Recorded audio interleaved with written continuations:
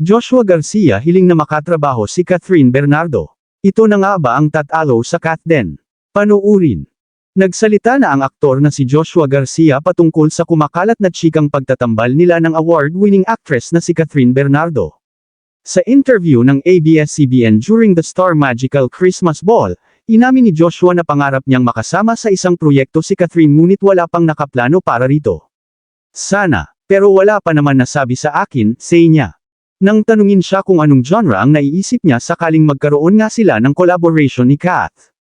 Ang sagot niya, gusto ko sana drama na romantic. Kasunod niyan ay inalala ng aktor ang kanyang pagkahumaling sa aktres at very thankful daw siya dahil naging magkaibigan sila. Oo naman, PBB pa lang, crush ko na yun wika niya. Chika pa ni Joshua, parang inamin ko naman yun nun sa PBB. Parang natutulala pa ako, malaking achievement from humahanga lang ako sa kanya at naging magkaibigan kami. Samantala, ang latest project ni Catherine na, Hello, Love, Again, ay showing sa mga sinehan at patuloy na gumagawa ng kasaysayan sa takilya, na ang pelikula niya with Alden Richards ang naging kauna-unahang Pinoy film na umani ng mahigit 1 billion pesos box office worldwide.